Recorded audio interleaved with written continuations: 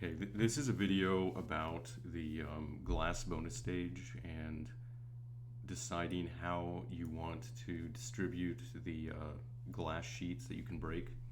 So in the original game, there are some things to notice. Basically, you could have three different configurations of glass sheets. You could have one glass sheet that was by itself, and you could have a group of three glass sheets, or you could have a group of six glass sheets. And so, in addition to the configurations, you also have three different vertical positions that the glass sheets could be in. You basically have, like a top, middle, and bottom position vertically. But the thing, though, that I never liked about the original game is if you look at the way that they laid out or placed the glass sheets, see how it looks like some of them are just kind of floating in midair because it's not aligned properly, and so that is just kind of sticking out there at the top there. It's just kind of floating nowhere, and it really blows. So so basically, when doing this, I had to decide. All right, so I want to allow different random configurations and positioning of the glass sheets, and I wanted to be faithful to the different types of configurations in the original game. But I also don't want to have glass sheets floating in midair, and I don't want it to look stupid. So it ended up being fairly complicated how to do this because so basically what I started with, I said, all right, I'll just lay this stuff out randomly, and that's all fine. And so when I'm deciding to place a glass sheet, depending on the width of your display and how much space I have, I basically have to figure out what can I put in here. You can see in the assets that I have for the industrial bonus stage, there's basically a left end of the rack, or the beginning of the rack. You got the center repeating portion of the rack, and then you have the right or end of the rack. And essentially, the space in the middle is where we have to place the different glass sheets. But we have a problem, though, because if we look closely at the middle, rack, if it just so happens that we randomly say, okay, we're going to put one of the glass sheets at the top position, it's going to be hanging from here. What happens if the glass sheet happens to be hanging in this space, between this and that? Once again, you could have the scenario where the glass sheet is hanging in midair from there if you just do it randomly. And this wasn't much of an issue for the original game because it was a fixed width, and they always knew that you could never put one of the top glass sheets here. But if you do it all randomly, you actually have to figure it out.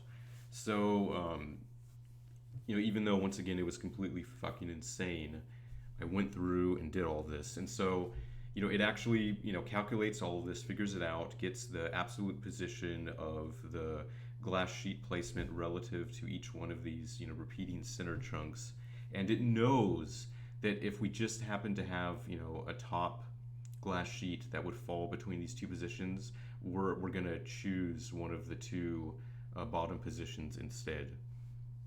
And so on top of all this shit, in the original game, there's an alternate palette for the glass sheets, a brown one. In the original game, there was basically only this kind of blue, style one, but there's also kind of like a gray and brown one that was in there, and so that is another one of the random elements that I'm choosing there. I'm basically saying, all right, so there's basically three different types of things going on. Which palette do I want to choose randomly? Which vertical position do I want to choose randomly? And which configuration or grouping of glass sheets do I want to pick randomly? And so you can see how this works out.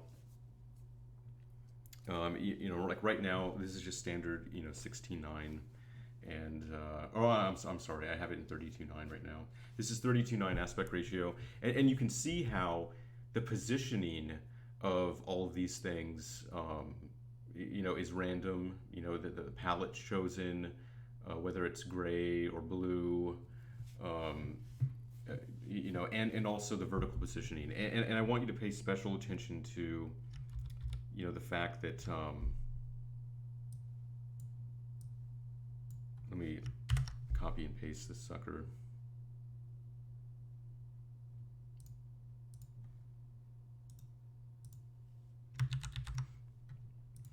So if we zoom in on this thing, so notice how in this case we have a configuration of 6 glass sheets and we placed it at the bottom. And then for the second one, we have a configuration of a single glass sheet in the middle. Here's a single blue one that got positioned in the middle. Here's a grouping of 3 that got positioned at the bottom. Now this is where it gets interesting. So look at what happened here. We had a grouping of 3, and we had a grouping of 3 placed in the middle. But what happened is when it got to this middle one, it said, "Oh shit." Or actually, I'm sorry. That was a bad example. I wanted one that was going to be up above that.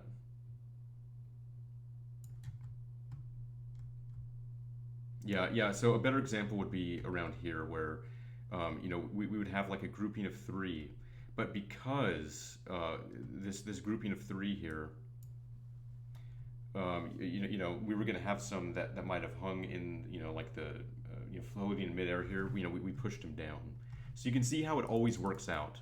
Regardless of the grouping and the positioning and all that, we never set one of the glass sheets so that they're floating in midair. They're always they always look good. They're always positioned right. And if I keep opening and closing the program or replaying the game or whatever, I'm always going to see that I get a random configuration of glass sheets. So every single time, it's going to be a little different. And so I'm pretty proud of this. I think it worked out, pretty damn well. And see this over here. See how on the right side of the screen here, we had these 6. We basically had a group of 6 at the top, but these 2 here got moved down because if they had been at the top here, they would have floated in midair. So like I said, it always figures it out. It always figures out the correct configuration. And so this really just is another example. It just shows you like how much goes into the shit when you really have to handle every possible scenario here, because that's the whole thing here, is that nothing is hard coded, nothing is fixed, and so the program always has to figure it out. The program always has to know, oh shit, depending on the size of the screen and the space I had available, how did we have to do it? So yeah, it's fucking nuts.